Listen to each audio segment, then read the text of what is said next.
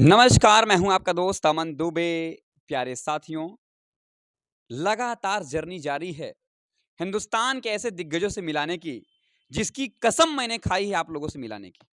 आखिर क्या है ये सच्चाई? क्यों मैं ऐसा कर रहा हूँ? तो सिर्फ़ आप सभी के सपनों को पूरा कराने के लिए। जी हाँ, आज मैं पहुँच आया हूँ गोरखपुर की धरती पे और आज मेरे साथ हैं भोजपुरी दुनिया के एक ऐसे मसीहा, जिनको सिंगिंग के दुनिया का बेताज बादशाह कहा जाता है।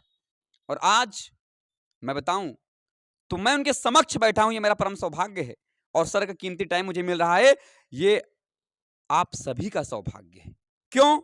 क्योंकि आज बहुत बेशकीमती टाइम सर का मिला है। इनकी जर्नी को जानेंगे कि कैसे आप भी इंडस्ट्री में राज कर सकते हैं, कैसे आप शुरू के मलिका बन सकते हैं, कैसे आप अपने जीवन को सफल बना सकते हैं। नाम जिनका है मनोज मिहिर सर। सर बहुत-बहुत स्वागत अभिनंदन है आपका।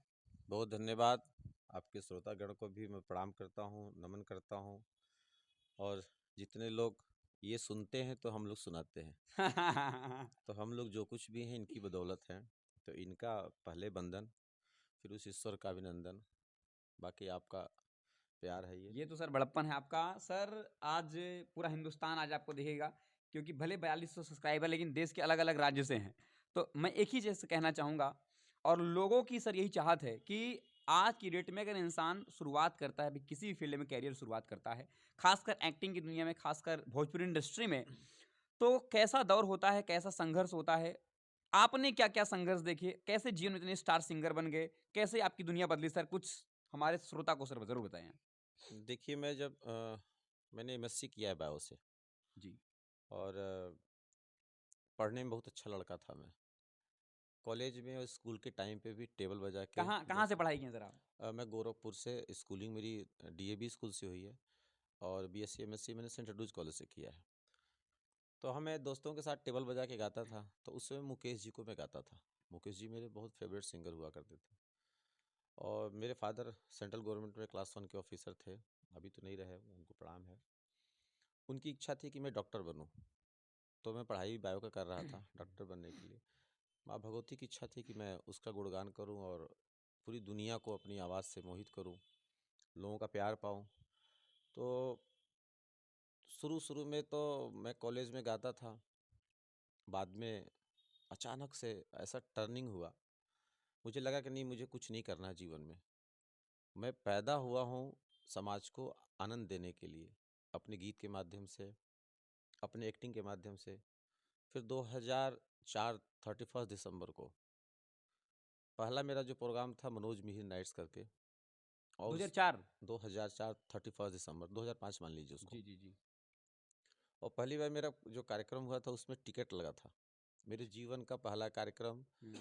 जिस कलाकार को उसके घर वाले, उसके कॉलोनी वाले, उसके गांव वाले नहीं जानते थे, उस कलाकार के लिए हमारे कुछ चुनिंदा दोस्त हैं, मारुति पांडे जी हमारे बड़े प्रिय मित्र हैं, तो उन्होंने वो प्लान किया था टिकट का और उस प्रोग्राम में 1200 टिकट उन्होंने बेचा था और 1200 टिकट। 2005 में 150 और 200 रुपये टिकट रेट था। वाह!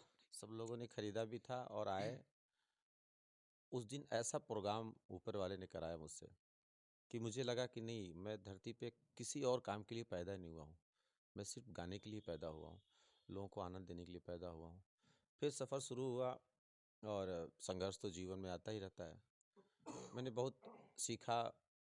मुझे याद है मैं 2005 में ईटीवी पे फोक जलवा आता था, मनोज तिवारी जी उसके एंकरिंग करते थे। उस फोक जलवा पे मैंने ऑडिशन पास किया।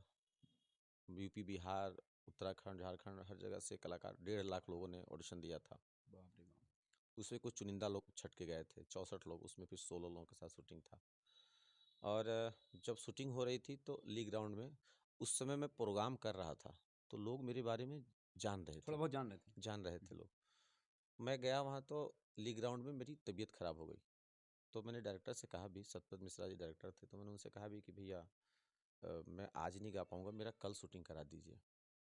वो बोले नहीं नहीं प्लान है। अब जानते प्रतिभागी जो जी, जी। आप टैलेंट्स तो देखते हैं ना, तो उसमें ऐसा नहीं होता कि जो आपको टीवी पे दिखता है ना, हुँ, हुँ। वो तो उनका वो क्रीम लगाया हुआ चेहरा दिखता है। उसके पीछे जो उनका खुरदुरा जीवन है ना, उसको कोई देख लेगा तो रो देगा। क्योंकि वो गायक स्टेज पे तो गाता है, तो मेरे साथ भी ऐसा था, मैं भी नया कलाकार था, तो नहीं मना कर पाया मैं।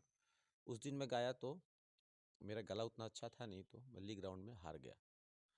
और मैं बहुत मल्ली ग्राउंड में हार गया और मैं बहुत रोया, क्योंकि मेरी माँ जिसने मुझको गायक बनाया, मेरे पिताजी डॉक्टर बनाना चाहते थे, तो उनका एक थोड़ा सा विरोध था जब मैं गायकी में आया। लेकिन मैं माँ भगवती का भक्त हूँ और मेरी माँ का नाम भी दुर्गावती देवी है। अच्छा, हाँ। तो मैं जो कुछ भी हूँ दुर्गा माँ की वजह से हूँ। तो मैंने अपनी माँ को फ़ोन किया और मैं बहुत रो रहा था।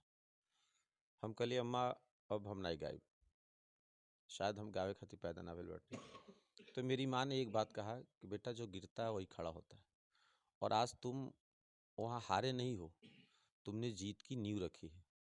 दोबारा तुम जाना तो जीत के ही जाओगे, ये प्रण करके आओ। फिर मैं गोरखपुर आया और आपको विश्वास नहीं होगा मन भाई कि मैं 4 महीने बाद ऑडिशन था फिर उसका, मैंने डेट पता कर लिया था। मैं 4 महीना अपना गेट नहीं पार किया था, घर का गेट। एक कमरे में 8 घंटा 10 घंटा रियाज करता था और माँ को बोल देता था कि रात में 2 रोटी रख देना, और सुबह उठता मैं चाय बना करके और उसी बासी रोटी को गर्म करके मैं खा करके, और 4 बजते बजते मैं हारमोनियम पे बैठ जाता था। और जब तक उस 2 रोटी की शक्ति रहती थी शरीर में, 10 बजे 11 बजे, तब तक मैं गाता था।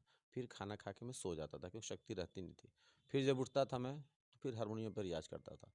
और 4 महीने बाद फिर से ऑडिशन हुआ। उस पर 2.5 लाख लोगों ने ऑडिशन दिया था, उसका नाम भी बहुत हो गया था, फोक जलवा का। जी। मैं बीट किया, 16 लड़के सेलेक्ट हुए थे। उसमें लखनऊ गया, शूटिंग हुआ।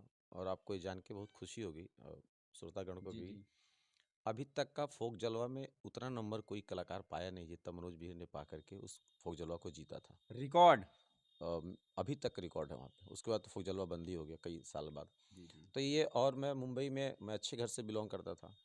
मेरे फादर हमेशा कहते थे कि संघर्ष करना हो तो पैसे ले लो। मैं यहाँ स्टेज से पैसे कमाता था और जाके मुंबई संघर्ष करता था। मैं जब बीएससी कर रहा था तब भी मैं होम ट्यूशन करता था। मैं 2 घंटा 3 घंटा, जो शाम को बच्चे लोग घूमते हैं ना चौराहे पे, तो मैं चौराहेबाजी कभी नहीं किया। आज भले कर लेता हूँ, आज तो मान ली कहीं गया तो किसी चौराहे पे कुछ भाईचारा। हो जाता है।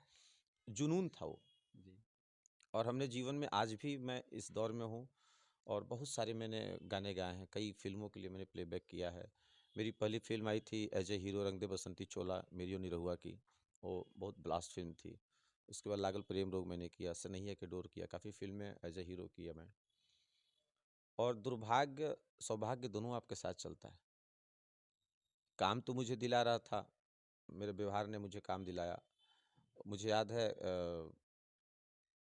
सुधाकर पांडे जी जो भोजपुरी इंडस्ट्री के जी, जी। बादशाह थे, आज तक उतना बड़ा कोई प्रोड्यूसर बना नहीं, जिन्होंने मनोज तिवारी को लॉन्च किया ससुरा बड़ा पैसे वाले से, जी। निरहुआ जी को लॉन्च किया दरोगा बाबा आई लव यू से, और चौथी फिल्म में उनके मैं हीरो था। अच्छा, हाँ। हाँ, तो उन्होंने मुझको लॉन्च किया था और उन्होंने बहुत दिल से ये बात कही थी कि हुँ। तुम्हें मैं इंडस्ट्री का सबसे बड़ा आर्टिस्ट बना के छोड़ूंगा। ये मेरा दुर्भाग्य रहा। मैंने कहा ना, दुर्भाग्य और सौभाग्य दोनों साथ चलते हैं, और कलाकार की ज़िंदगी में तो और भी ये सब चीज़ें आती हैं।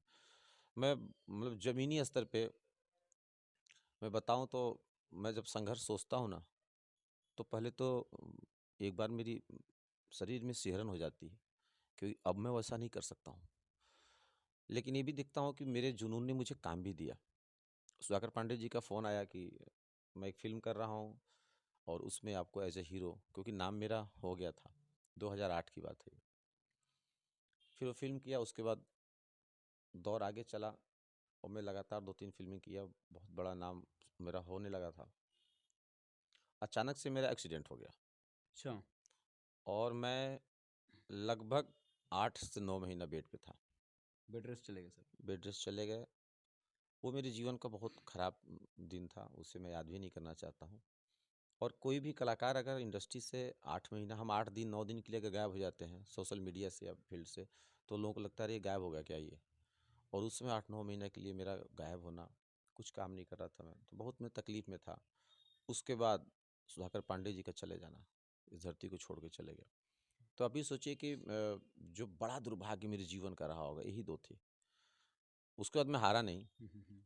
मैंने फिर अपनी लड़ाई शुरू की, मुंबई गया, फिर उसके बाद बहुत सारे काम मिले, बहुत सारी फ़िल्मों के लिए गाया मैं। बहुत सारे, मैं विदेश यात्रा भी, मैं अभी तक 23-24 विदेश यात्रा कर चुके हैं? यात्रा कर चुका हूँ प्रोग्राम के लिए, और उसी बहाने घूमना भी हो जाता है और हाँ, साथ बिल्कुल, में बिल्कुल। प्रोग्राम भी हो जाता है, 2 रुपए भी मिल जाते हैं। तो ये कलाकार के